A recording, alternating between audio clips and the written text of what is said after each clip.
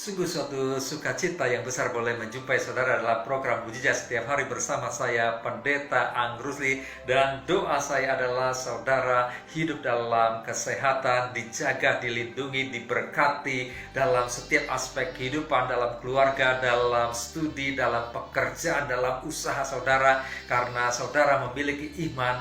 Nah, lewat iman saudara yang dipraktekkan dalam perbuatan, saudara mengalami terobosan-terobosan dan keberhasilan di dalam kehidupan saudara. Dan izinkan hari ini saya untuk melanjutkan pelajaran kita tentang bagaimana agar iman kita dapat bertumbuh, dapat berkembang. Dan kita sudah belajar agar iman kita dapat bertumbuh dan berkembang. Yang pertama adalah dengan cara memberi makan iman kita dengan firman Allah. Dengan bagaimana agar kita bisa makan firman Allah, yaitu dengan cara merenungkan firman Allah. Apa arti merenungkan firman Allah? Yaitu memikirkan firman Allah, memperkatakan firman Allah. Dan apa dampaknya ketika kita memikirkan dan memperkatakan firman Allah dalam kehidupan kita, dalam kehidupan keseharian kita?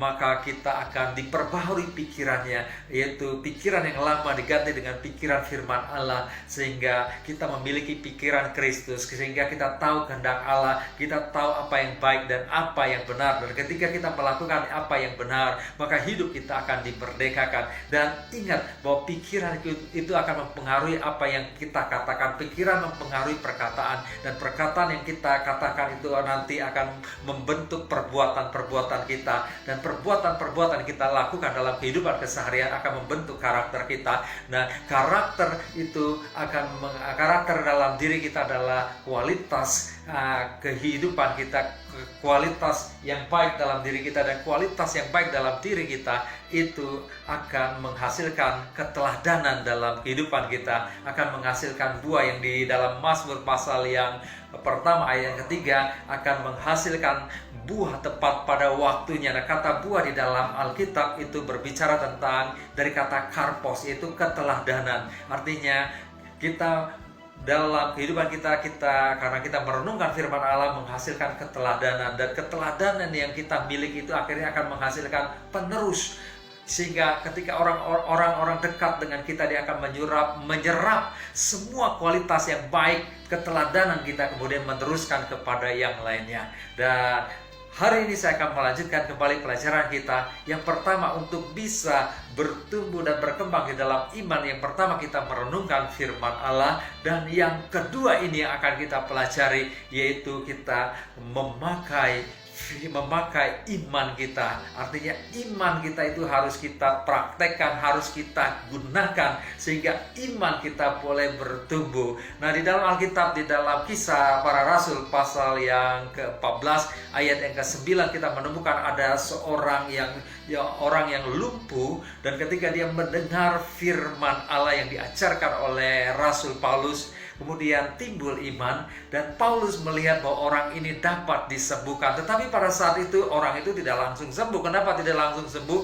Karena imannya belum dipraktekkan, belum digunakan. Dan di ayat yang ke-10 Paulus berkata dengan suara yang nyaring kepada orang yang lumpuh itu, dan berkata, melonjaklah berdiri. Dan seketika itu juga orang itu melonjak, berdiri, dan berjalan kian kemari, dan akhirnya orang itu disembuhkan. Kenapa orang itu disembuhkan? Karena dia menggunakan imannya. Imannya itu dipraktekkan, digunakan. Jadi saudara sekalian, kalau kita ingin mengalami mujizat dalam kehidupan kita, kita ingin mengalami hal-hal yang besar dalam kehidupan kita, gunakan iman yang sudah ada, praktekkan iman kita. Jadi iman itu perlu dilatih, sehingga iman itu boleh bertumbuh kuat. Sama seperti seorang atlet. Seorang atlet itu perlu melatih otot-otot tubuhnya, sehingga otot tubuhnya boleh berkembang menjadi besar, menjadi kuat.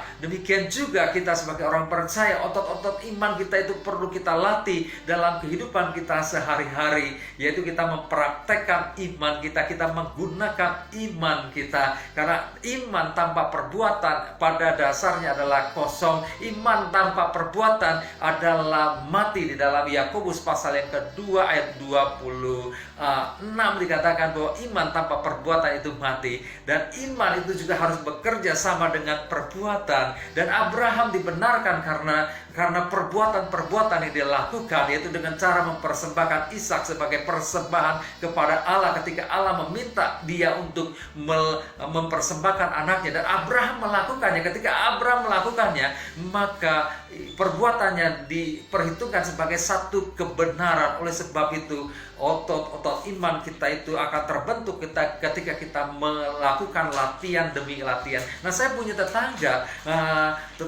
yang mengalami sakit, dan dokter menganjurkan kepada dia supaya dia melatih kakinya, melatih dia untuk berjalan, dan dia pasti bisa berjalan kalau dia melakukan latihan-latihan. Tetapi karena dia tidak mau melakukan latihan demi latihan, akhirnya hari ini dia tidak bisa berjalan, dia hanya terbaring di tempat tidur saja. Tetapi sebaliknya, kalau dia mau melatih otot-ototnya, kakinya untuk bisa berjalan, dia bisa berjalan. Nah, saudara sekalian, kalau kita ingin iman kita bertumbuh dengan kuat, ayo latih. Nah, saya memiliki juga seorang tetangga yang biasa ada di taman. Ketika saya membuat satu taman, dan kemudian ibu itu juga ada bersama dengan saya, dan saya tiap hari melihat ibu itu umur 74 tahun, tetapi dia tiap hari dia melatih tubuhnya, melatih otot-ototnya dengan lewat olahraga. Dan saya melihat dia begitu bugar, begitu segar, 74 tahun, tapi berjalannya dengan keadaan ya